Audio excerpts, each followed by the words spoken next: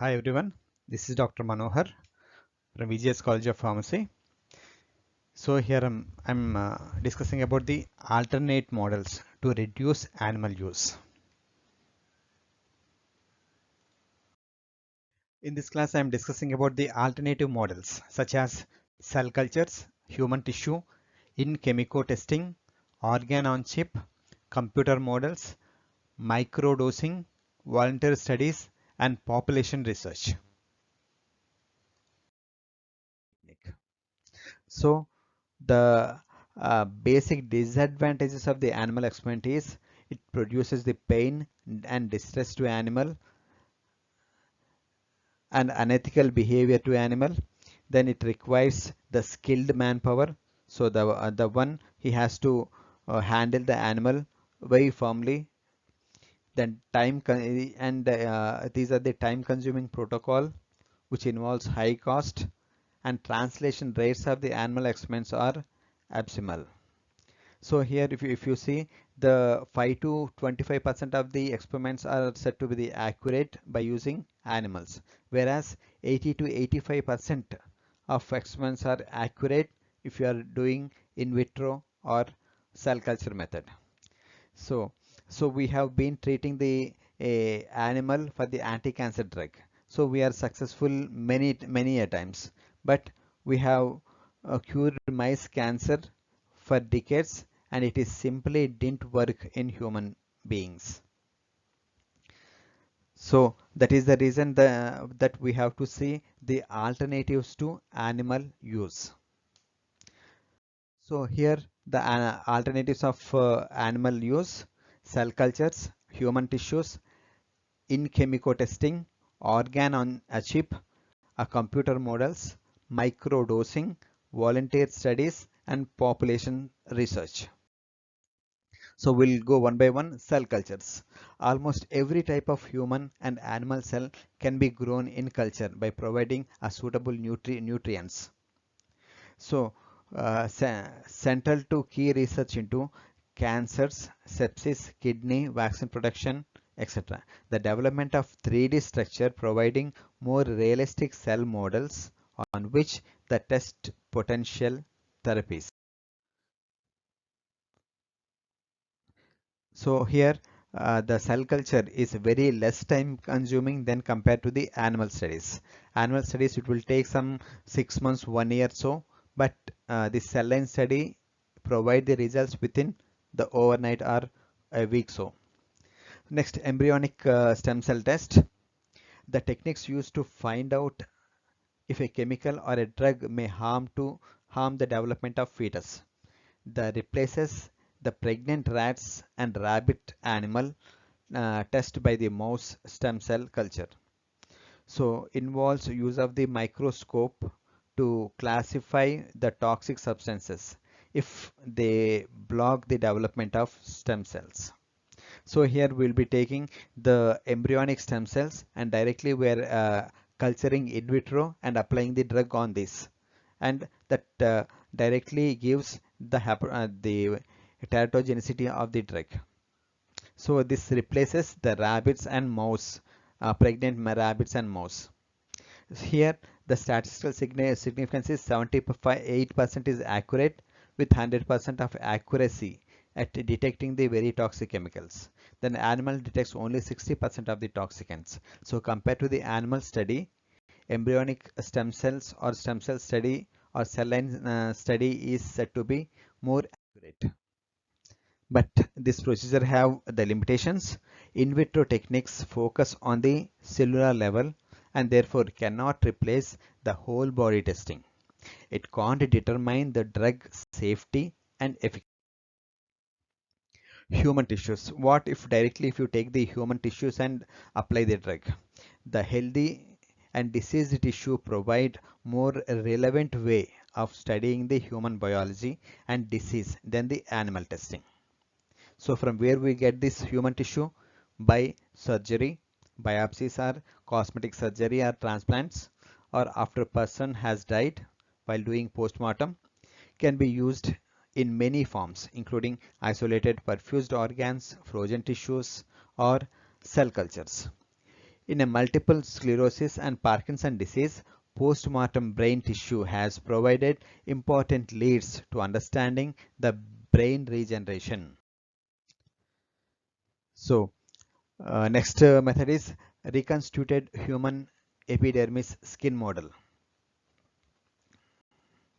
So, it's an alternative model for the human tissues. They used to find out the chemicals or cosmetic irritant to the skin. The made up of small disc of the skin cell grow from a human skin donated as a waste from the cosmetic surgery. Instead of rubbing a substance into the shaved skin of the rabbit in the cruel animal test, it is applied to disc of human skin and evaluated for its signs of irritation. Most effective than the rabbit test it places. In chemical methods, the toxic potential of the substance can be sometimes be detected using relatively simple chemistry based method and not required human cells. The technique that now test whether the shellfish have dangerous toxins in them or not are based on the chromatography method. But we will normally use high performance liquid chromatography. So previously, the toxins used to be detected by injecting into the animal. The mixture of the shellfish is used to inject in the animal, and based on the signs and symptoms, we are going to detect whether it is having toxins or not. So, but this very simple technique by just the extract is given to the HPLC, and based on the peaks, we can detect the toxins. Direct peptide reactivity assay. The use to assess whether a chemical or a cosmetic will cause a skin allergy or not. The mechanism of action, the binding of the proteins found in the skin substance. The proteins bind to the substance, then it causes the allergic reactions. The animal test predicts human reactions 72% only, whereas direct peptide reactivity assay detect the skin sensitivity potential up to 91%. So this is said to be the sensitive assay than using animal test. The next one important technique is organ on chip. It contains a series of tiny hollow chambers that are lined with real living human cells from different parts of the body. The chambers are linked by channels through which the blood substitute flow following same principle as in real process in the body. The test drug can be added to the blood substitute which then circulates around the device while sensors within the chip feedback information and computer analysis. So this is the chip how it looks. It have the groove here. In this groove the cells are grown and normal blood-like substances are going to be utilized here. So here in this the blood flow along with this the drug which we want to test. For studying the biological and disease process as well as the drug metabolism, this can accurately mimic the lung, heart, kidney and gut. The ultimate goal is to use these chips to create a whole human on a chip. Limitations include provide less information than whole body testing for determining the drug safety and efficacy required testing in animals. Apart from mathematical model and computer simulations, these models produce a computational disease and treatment models. By collecting the human research data points, can carry out the human clinical trials virtually. It simulate sophisticated anatomical functions such as heart rate and along with the other data can be used to determine the disease or predisposition of certain illness. Example, computer simulation of the cancer cells are now used to test the drug targets with them. And the mathematical model have helped to further our understanding for HCV dynamics and clinical trial results in the computer programs which can predict the toxicity of new chemicals or drugs based on their similarities to more established compounds, based on the principle that similar chemicals should have similar biological properties. Greater computer power and ability to generate large database are two potential advantages. Limitations includes finding from computer models and simulations usually need to be confirmed in the whole animal. So though in silico if you do, still you have to confirm the same property by using animal studies. Microdosing, one of the best technique which can minimize the use of animals. It is an innovative technique that measures how very small dose of the potential new medicines are absorbed, distributed, metabolized, and excreted by the human body. The microdose radio labeled injected into the human volunteers and measured using a very sensitive measuring device called an accelerator mass spectrometer. 40% of the drug fail in a human trial because the traditional ADME studies conducted in animals do not accurately predict how the drug would behave in human. In 2009, the International Drug Regulators encoded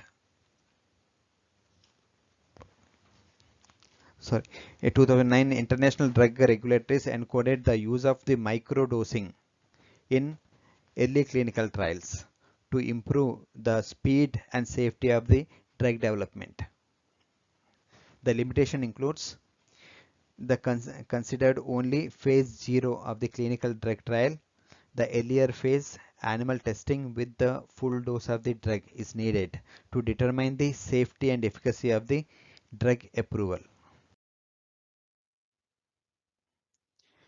Microdosing and imaging studies allow human volunteers to be used safely because they utilize the special equipment. So here we can use the volunteers by giving a small concentration of the drug which is radio labeled.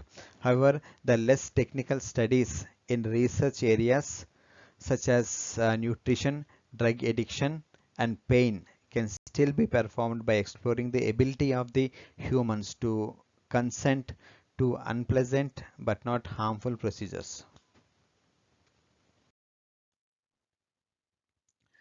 Population research includes the studying of the comparing the illness in human populations, identifying the risk factors and causes of the human disease, understanding the roles of genes, lifestyle, diet and occupation. For example, this is a type of studies having led to the discovery that smoke causes the cancer and that high cholesterol and poor lifestyle choice increases the risk of development of heart disease. So ultimate benefits are the more reliable than the animal test. The use of the human tissue in toxicity testing is more accurate than the animal models, more cost effective, practical, and cruelty-free products are more environmental friendly. Hope this video is useful. Thank you.